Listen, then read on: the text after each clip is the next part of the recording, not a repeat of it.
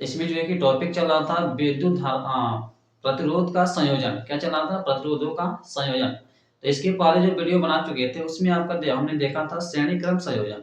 अब देखेंगे जो है कि प्रतिरोधों का समांतर क्रम संयोजन, ठीक ना। तो यहाँ से जो है कि आपके प्रश्न बहुत ज्यादा पूछे जाते हैं, न्यूमेरिकल से आते हुए सवाल भी आते हैं, और साथ में जो है कि डेरिवेशन भी दे देता है। एक डेरिवेशन देगा तो 6 नंबर का देता है, ठीक है ना। और डेरिवेशन नहीं देगा तो आपको ऐसे से सवाल पूछ देगा। तो चलिए देखते हैं जो है कि समांतर क्रम जो है कि आप इसी को बोलते हैं पार्श्व। याद रखिएगा, प्रश्न यहाँ से रहता है, समांतर क्रम न लिख के पार्श्व लिख देता है। तो पार्श्व क्रम संयोजन किसका? प्रतिरोधों का। तो चलिए देखिए, हम लेते हैं यहाँ पे प्रतिरोध। एक मान लीजिए यहाँ पे प्रतिरोध है,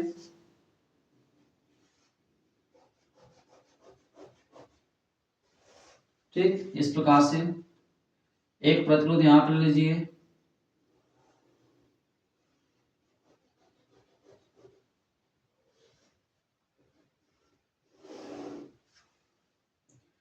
ठीक, एक प्रतिरोध यहाँ पे लीजिए ऐसे,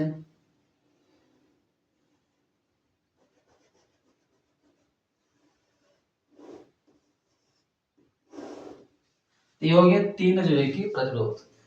ये हो जाएगा, मान लेते हैं जो है कि इसको R1, ये हो जाएगा R1 प्रतिरोध, ये हो जाएगा R2, ये हो जाएगा R3, ठीक है। अब इसको क्या कीजिए आप, इसको जो है कि एक बैटरी से जोड़ दीजिए। किससे जोड़ेंगे? एक बैटरी से।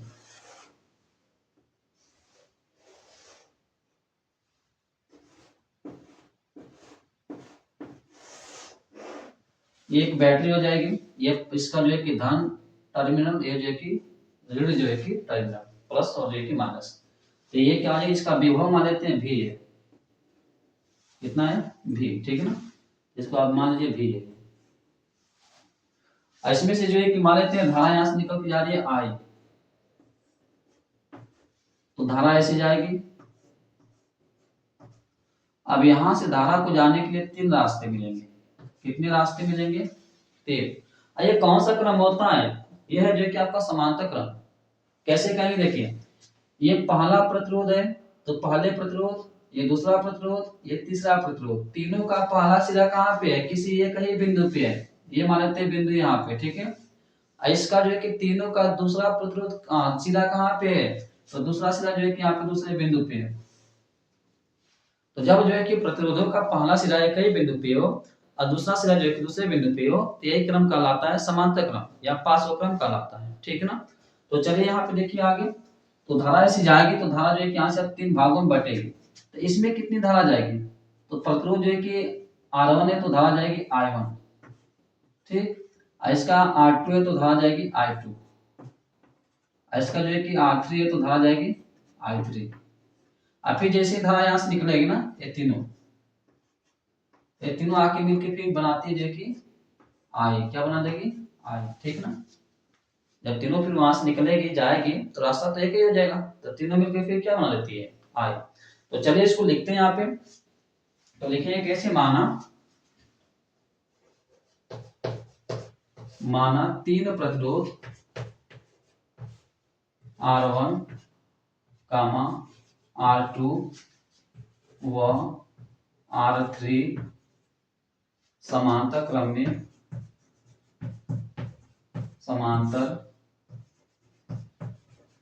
में जोड़े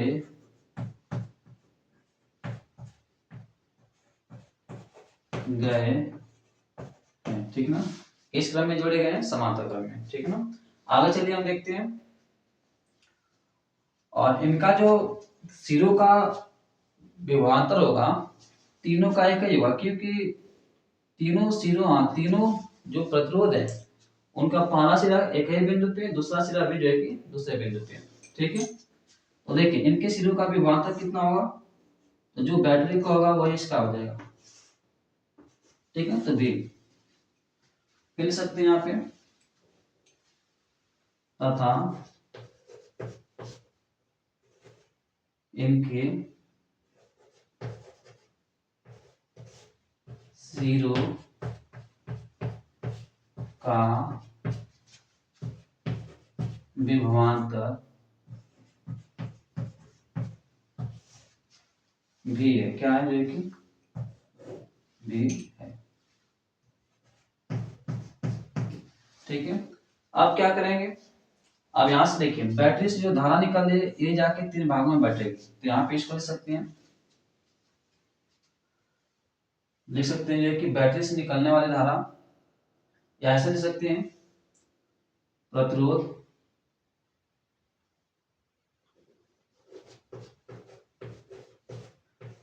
प्रतिरोध R1, R2 व R3, ठीक है, में प्रवाहित धारा क्रमशः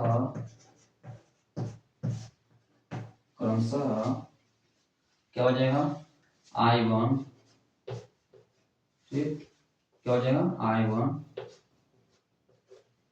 I2 व I3 है, ठीक ना, I3 है। अब यहाँ पे लगाइए ओम का नियम, ओम का जो है कि नियम से चलेंगे हम लोग, ठीक है ना, तो यहाँ पे लिखेंगे ओम के नियम से। तो ओम का नियम क्या कहता है, तो ओम का नियम कहता है कि आपका ये होता है V बराबर I इंटू आर, ये होता है ना, ये बात हम लोग पढ़े नहीं है, देखिए इसको पढ़ा देंगे इसके बाद, ठीक है। तो चलिए अब यहाँ से क्या करेंगे, तो देखिए इस पे ओम का नियम लगाइए, तो इसका प्रतिरोध R1, धारा जा रही है I1, और यहाँ पे जो है कि विभव कितना है V, तो यहाँ से कितनी धारा इसमें जा रही है उसको निकालिए I1 का मान, तो यहाँ से I निकालते हैं, तो यहाँ से I निकालोगे आप तो क्या बनेगा, R चला जाएगा इसके नीचे, तो अर्थात हो जाएगा V अपान में R, तो ऐसे हो जाएगा। तो इसमें से I निकालेंगे तो I क्या हो जाएगा आपका, हो जाएगा I1 बराबर विभव कितना है V, तो यहाँ पे हो जाएगा V, प्रतिरोध कितना है उसके सिरों का R1, इसको समीकरण नंबर 1 बना लेंगे, ठीक है। ऐसे जो है कि दूसरे में चलिए, तो हो जाएगा I2 बराबर V बटे R3, क्योंकि तीनों का देखिए विभव सेम है, विभवांतर जो है कि समान है, इसलिए यहाँ पे V आएगा, सॉरी I2 R2, ठीक है ना। I3 निकालिए तो V अपान में R3, इसको समीकरण नंबर जो है कि 2, इसको समीकरण नंबर जो है कि 3, ठीक है, यहाँ पे एक करिए, तो ये हो गया आपका। अब क्या करेंगे, अब देखिए मान लेते कि इन तीनों की जगह पे, इन तीनों को मिला के जितना प्रतिरोध होगा उतने ही बड़ा हम एक प्रतिरोध लगाते हैं, और उसका मान लेते हैं प्रतिरोध कितना होगा R होगा, तो धारा कितनी जाएगी उसके अंदर से I, धारा कितनी जाएगी I, और उसके सिरों का विभव कितना होगा V, मतलब कि इन्हीं तीनों की जगह पे आप एक जो है कि प्रतिरोध लगा लो बड़ा सा, तो इसके सिरों का जो विभवांतर होगा ना वो V रहेगा, क्या रहेगा V, धारा कितनी जाएगी I, इसका प्रतिरोध कितना होगा R, तो यहाँ पे ओम का नियम लगाएंगे, यहाँ पे लिखेंगे माना, ठीक है, माना तुल्य प्रतिरोध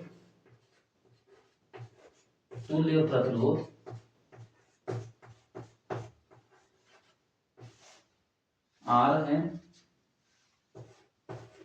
ठीक है, R है, ठीक, तथा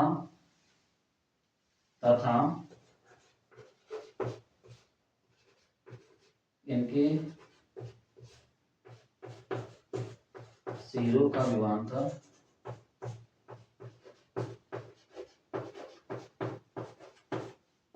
विभवांतर भी है, ठीक है, भी है, ठीक, और धारा प्रवाहित धारा I, प्रवाहित धारा आई है, ठीक है ना। नीचे देखिएगा नहीं तो थोड़ा सा मैं इसको क्या करता हूँ, इसको मैं भी देता हूँ इधर साइड में, ठीक है। तो यहाँ पे जो है कि विभवांतर जो है कि V है, ठीक है। प्रवाहित धारा क्या है, I। यहाँ पे लगाएंगे ओम का नियम, ओम के ओम के नियम से, ठीक है। तो ओम का नियम लगाएंगे तो यहाँ क्या बनेगा आपका, तो बनेगा जो है कि I बराबर V अपान में R। धारा निकालेंगे कि इसमें धारा कितनी बढ़ी, I, तो हो जाएगा क्या, V अपान में R हो जाएगा ओम के नियम के अनुसार, ठीक है ना। इसको समीकरण नंबर बना लीजिए 5, ठीक है। अब देखिए बैटरी से कुल कुल धारा कितनी निकल रही थी, I।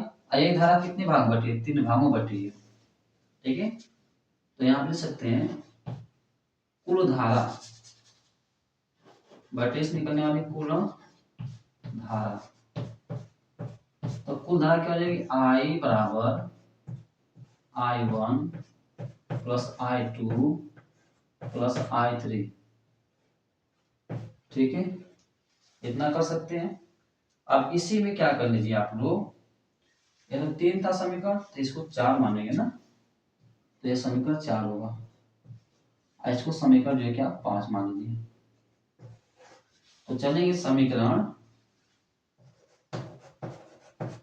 समीकरण 1, 2, 3, 4 व 5 से, मतलब कि I का मान यहां से रखेंगे V अपान में R, I1 का मान यहां से रख लेंगे V अपान में R1, I2 का मान रख लेंगे, I3 का मान रख लेंगे, तो सबको रखिए।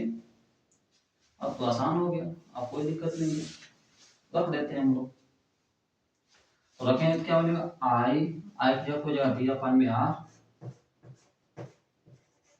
बराबर I1 की जगह पे क्या होगा, V अपान में R1, तो V अपान में R1 प्लस, और I2 की जगह क्या हो जाएगा, V अपान में R2, V अपान में R2 प्लस, और इसी जगह क्या हो जाएगा आपका, V अपान में R3, V अपान में R3, ठीक ना। अब देखिए इसमें कॉमन क्या दिख रहा है, तो इसमें कॉमन जो क्या आपको दिख रहा होगा, तो इसमें से कॉमन कर लेते हैं हम लोग। तो कॉमन कर लेते हैं यहाँ पे V अपान में R बराबर V, कॉमन हो जाएगा ऊपर से, यहाँ बचेगा क्या कोष्ट में, 1 अपान में R1 प्लस 1 अपान में R2, ठीक है। चलिए इसको मैं थोड़ा सा, ठीक है कोई बात नहीं, R2 प्लस 1 अपान में R3 दिख रहा होगा ना। चलिए अब क्या करते हैं, अब जो है कि इसको हटाता हूं मैं थोड़ा स्पेस लेने के लिए। अब देखिए क्या होगा, अब यहां से जो है कि देखिए V से भी ये कटेगा, V से भी ये क्या हो जाता है, कट जाता है, यहाँ पे बचेगा 1, तो हो जाएगा आपका क्या, तो हो जाएगा कि 1 अपान में जो है कि 1 अपान में R बराबर 1 अपान में R1, तो 1 अपान में R1 प्लस 1 अपान में क्या हो जाएगा R2, तो 1 अपान में R2 प्लस 1 अपान में जो है कि R3। यही होता है आपका जो है कि समांतर क्रम का फार्मूला, ये हो गया डेरिवेशन इसका, इसको आप याद रखेंगे, ठीक। तो इस प्रकार से आप इसको क्या कर सकते हैं, आप इसका डेरिवेशन कर सकते हैं, ठीक है ना। तो आप चाहो तो इसको जो है कि नोट्स बना सकते हैं।